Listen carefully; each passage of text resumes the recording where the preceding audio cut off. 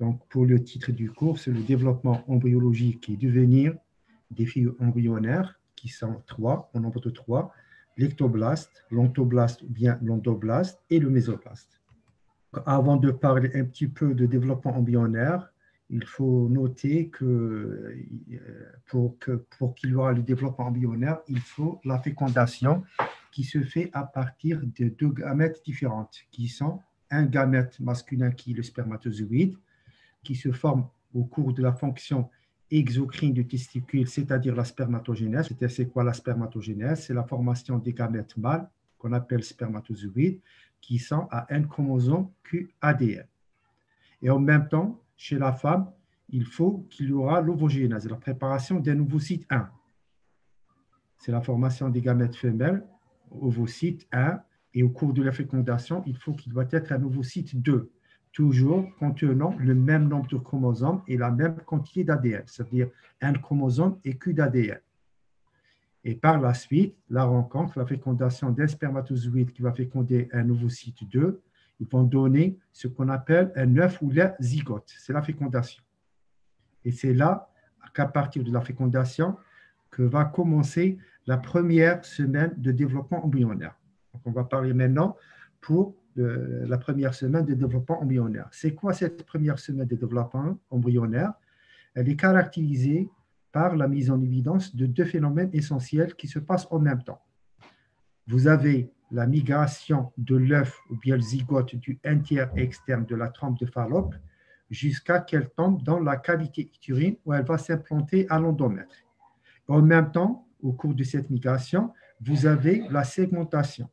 La segmentation, c'est quoi? C'est des mitoses normales qui intéressent les premières cellules de l'embryon. Donc, nota bene, cette migration et segmentation se passent en même temps au cours de cette première semaine de développement embryonnaire. On va voir ça sur un schéma. Donc, vous remarquez la caractéristique principale de cette première semaine de développement embryonnaire. Deux phénomènes essentiels spécifiques de cette première semaine, il faut retenir ça, la migration et la segmentation. Donc, ça, c'est l'ovaire, ça, c'est la trompe de Fallope droite, ça, c'est la cavité utérine.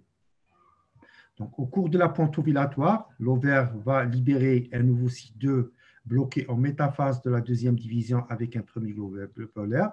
Il est recueilli par le pavillon ou bien infundibulum. Cet ovocyte il va migrer jusqu'à qu'il atteigne l'ampoule. Et au niveau de l'ampoule, c'est là l'endroit idéal de la rencontre et la fécondation. Normalement, la fécondation est obligatoire. Elle se fait au niveau de l'ampoule externe de la trompe de Fallope. Donc, il y a une centaine de spermatozoïdes qui vont arriver là. Il n'y en a qu'un seul spermatozoïde qui va pénétrer l'ovocyte, il va le féconder. Et par la suite, vous avez la formation de l'œuf ou la zygote. Ici, le stade de deux cellules. Une nota bene, ces cellules, on les appelle les blastomères. Donc, stade de 2 blastomères, stade de 4 blastomères, stade de 8, 30, jusqu'à ici. Donc, vous marquez la première semaine de développement embryonnaire, l'œuf ou la zygote, se trouve dans la trompe de Fallope. Il n'a pas encore atteint la cavité utérine. Et généralement, ça correspond par rapport au cycle de la femme, J15 à J20. C'est-à-dire on est au niveau de la deuxième phase, la phase œstroprogestative, après la pente ovulatoire J14, juste là, après la fécondation. Donc, l'œuf, elle n'a pas encore arrivé au niveau de la cavité utérine. Donc, la première semaine de développement embryonnaire qui est caractérisée par la segmentation et la migration, l'œuf, elle se trouve au niveau de la trompe de Fallope. Donc, vous avez stade 2 cellules, généralement c'est le J2. Entre le J3, vous avez stade entre 8 à 16 cellules. Le dernier stade ici, lorsque l'œuf arrive au niveau du quatrième segment de la trompe de Fallope, qu'on appelle le segment interstitiel, par exemple ici le pavillon, ici l'ampoule, ici l'isthme, et ici la portion interstitielle. Donc, vous remarquez ici, et nota bene, l'œuf ou le zygote, il prend le nom qu'on appelle le morula. Donc, le morula, c'est quoi? C'est l'œuf ou le zygote qui stade généralement 64 cellules. Il y a des livres qui disent morula, 16 cellules. Il y a d'autres qui disent 32 cellules. Et il y a d'autres, les plus récents, il dit le stade de morula, ça correspond à 64 blastomères. Et le morula, il est obligatoirement se trouve dans le quatrième et le dernier segment de la trempe de Fallope.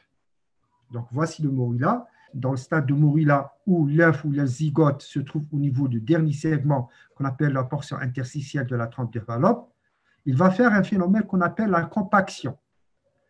Elle est très importante, cette compaction. Qu'est-ce qui se passe au cours de cette compaction? Il y a une répartition des cellules. Il y a les cellules, les petits blastomères vont occuper la partie périphérique, ils vont donner le futur placenta. Et les cellules les plus grandes, les grands blastomères, vont occuper la partie centrale. Donc, au cours de cette compaction, il y a répartition des cellules. Généralement, le morula, il est plein.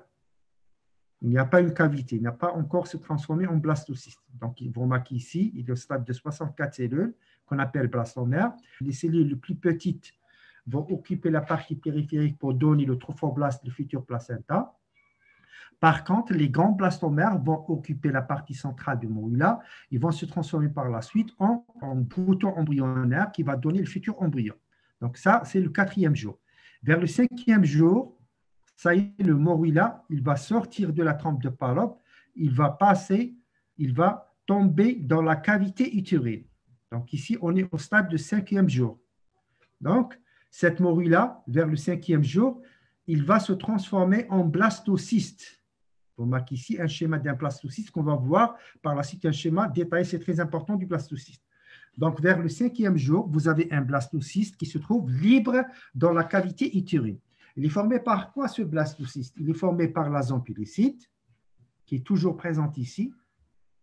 J'ai oublié de parler que la zampilocite, elle est toujours présente lorsque l'œuf ou le zygote ou le morula se trouve dans la trempe de Fallope. C'est très important pour éviter l'anidation et l'implantation dans la trempe de Fallope. Donc, elle le protège, elle permet la compaction et elle empêche aussi l'anidation ou l'implantation de l'œuf ou le zygote au niveau de la trempe de Fallope. Donc, je reviens pour le blastocyste vers le cinquième jour. Il est libre dans la cavité utérine. Il est formé par la zampilocite.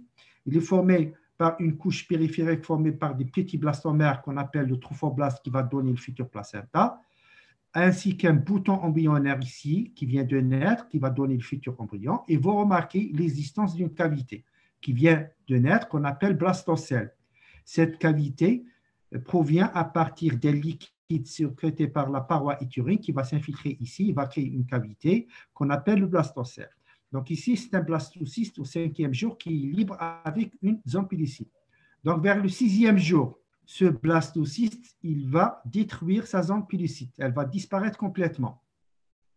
Et vers le septième jour, vous avez le blastocyste qui va se fixer.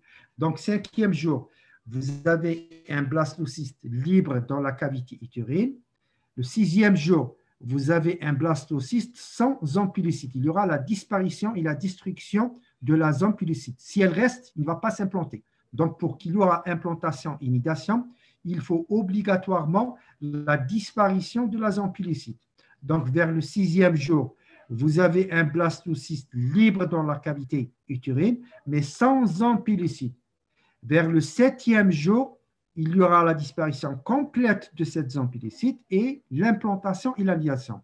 Donc, vers le septième jour, il y a ici, on va commencer la deuxième semaine de développement embryonnaire où le blastocyste il va s'implanter à l'endomètre de la paroi utérine. Donc, ça correspond 21-22 jours du cycle de la femme. Voici un schéma d'un blastocyste au cinquième jour. Donc, il est formé par quoi le blastocyste vers le cinquième jour? Il est formé par la zampilocite qui le protège. Il est formé par des petits blastomères qui vont occuper la partie périphérique qu'on appelle le trophoblaste, qui va donner le futur placenta. Il est formé par un bouton embryonnaire qui va donner le futur embryon et une petite cavité qui vient de naître qu'on appelle blastocèle. Et voici toujours un fort grossissement d'un blastocyste au cinquième jour. Il est formé par la zampilocite, le 2. Au-dessous de la zampilocite, vous avez des petites blastomères qui vont donner le trophoblaste, le futur placenta. Ici, vous avez un bouton qu'on appelle le bouton embryonnaire. C'est ça qui va donner le futur embryon, qui va se transformer par la suite en fœtus et un enfant. Et la création de cette cavité qu'on appelle le blastocèle. Donc, vers le 5e jour, vous avez l'existence de la zamphulicite et le blastocyste. Il est libre dans la cavité utérine. Vers le 6e jour, il y aura la disparition complète de la zamphulicite qui est détruite et le blastocyste se trouve libre dans la cavité utérine.